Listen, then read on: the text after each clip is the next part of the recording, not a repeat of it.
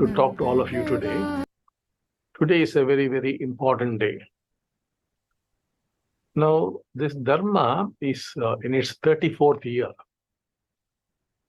And its objective has always been to enlighten mankind. And we sometimes say to end human suffering. And we also say to set man totally and unconditionally free. We use different kinds of phrases. The simplest thing is to give enlightenment to people. So we had a deadline in 2012, and we worked for that, and we failed. Of course, some people did become enlightened who continue to live until now enlightened. But we could not reach those numbers. They were 64,000 at that time, but we could get nowhere near that. Because our process is just not enlightenment for a small number of people. No, that's not our goal. That's not our vision. So the whole of humanity, nothing less than that. So the whole of humanity. So we failed. Then, of course, the work is based on some revelations. I would not go into that. And then the date was around 2024. We have to get, now the number was 81,000, not 64. Now it became 81,000. Because it depends upon the human population. For every 100,000, we need one person.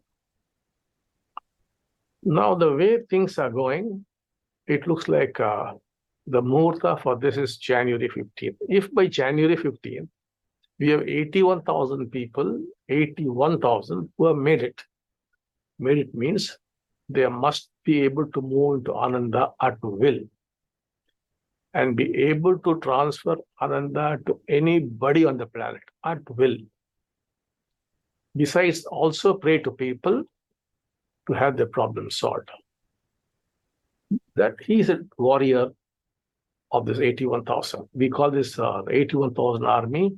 We also call it the Paranjyoti Kalki army. In Western countries, it's mostly called Paranjyoti Kalki army. Now, that is the qualification to be a member of the army, not merely registering for that. Now, if we had that many people, let us say on January the 15th, by 16th, mankind could be in a different state. The whole of humanity could be in a different state. It would have just jumped into a different state. And that would be the end of human suffering. But despite whatever we could do, we seem to be nowhere near that. Our numbers globally today is 35,000. We need 81,000, we are at 35,000. If next year the population grows, we need more. So currently it's only 81,000. And the numbers that we have, the registered number of people is 35,000, of whom only 10,000 attend the program. This M&M class is the main area where we work on them to become that. Though we have a lot of support systems like the Havans, the Nevam process, and many things are there. But the main area where we are working is the M&M class. It's called differently abroad. Here in India, we call it the M&M class, because the concept of moksha is not known to them. So the actual attendance is only 25,000. The registered numbers are 35 globally, and globally those who attend are only 25,000. In that 25,000, 5,000 have made it. That is where we stand today. But we seem to be growing faster now, but even then we may not have 81,000, and we may not have 81,000 people who have made it. So that is most likely it would happen. So we just can't give up like that. 34 years of work has gone into that, and before that, 850 years have gone into it. So much has gone into all this. And Ramalinga has worked very, very hard for this. Many others are also involved. So we can't just let it go like that. The other is Plan C, which we should have started after January the 15th. But we thought we will not wait until then. We'll initiate that before that date itself. So that on that date, there could be a jump in the state. Not the state of humanity, but the state of the warriors. You people are the warriors. So a month ago itself, we started, in fact, more than a month, about 2 months ago, we started this process. What is the process? To give you the state of Ananda, and through prayer, we switched over from Diksha to prayer. The moment we switched over from Diksha to prayer, it became immensely powerful. Now the whole world, they are moved into prayer now. It's very, very powerful.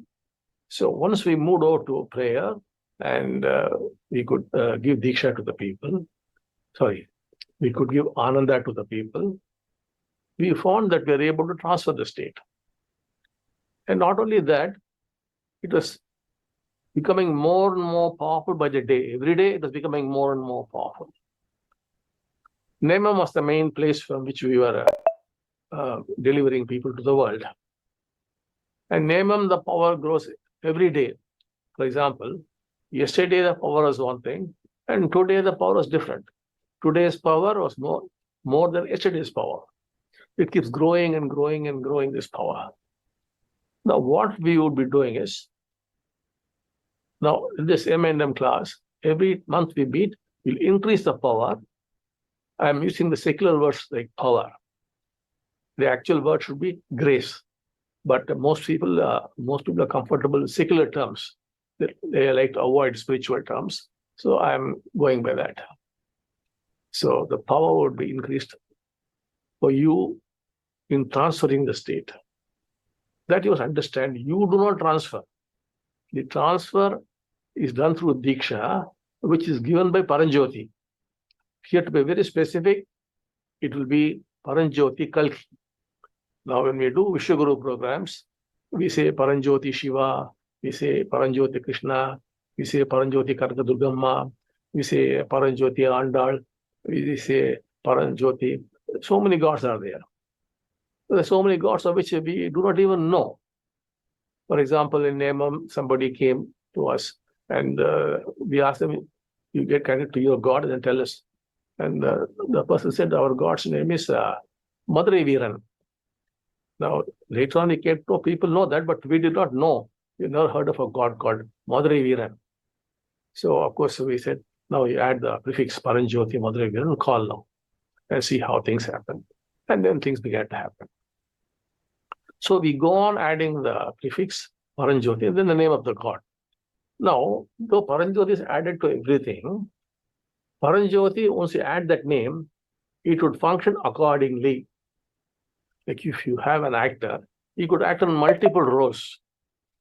You would tell them you must act in this role, he would act in that role, the actor or the actress or whatever you want to call it. Similarly, Paranjyoti must be told, you must be like this. Accordingly, Paranjyoti would function. Paranjyoti Vinayaka will function like that. So Paranjyoti, let us say, Kanaka Durgamma, it will function like that. So here, it has to be Paranjyoti Kalki, because Kalki's purpose is to give mukti to mankind. It is to remove them from all suffering and to move them into very high states, much beyond enlightenment. So all that Kalki will do. Now, if you bring in Paranjyoti Rama, it won't work like that. It will work for a different purpose. Paranjyoti Krishna, it will work for a different purpose. So that is why here, you should be able to connect with Paranjyoti Kalki through all these years. You could have built up a bond. That bond is key, very important. How will the bond come? You must read the miracles that are constantly being posted. As you go on reading those miracles, a bond will develop. That bond is important. And once the bond is depending on the bond, you have to pray. Suppose you have to pray to your father, it will do one thing, to your mother, it could be different, to your uncle, it could be different. So it depends on what kind of a bond you have and how important that bond is for you. Within that framework, you have to ask. Prayer is nothing but asking. First you would move into that state of Ananda yourself. We have received several fruits the last few years. One has been Soma, a very powerful tool. So you can drink the Soma and you'll get the Ananda. Or after some time, no need for a Soma also.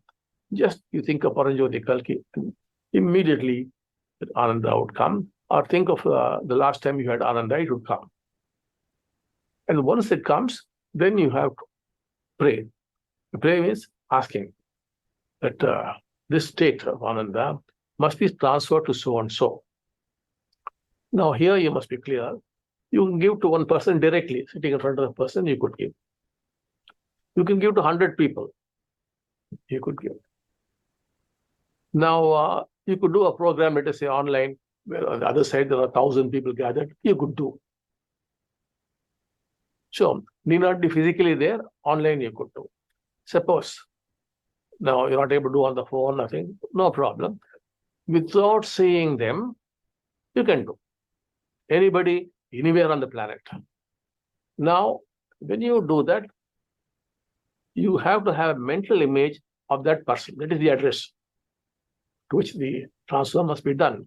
The person's image you would hold, and you would say, Paranjyoti Kalki, or simply Kalki, please transfer this Ananda to that person.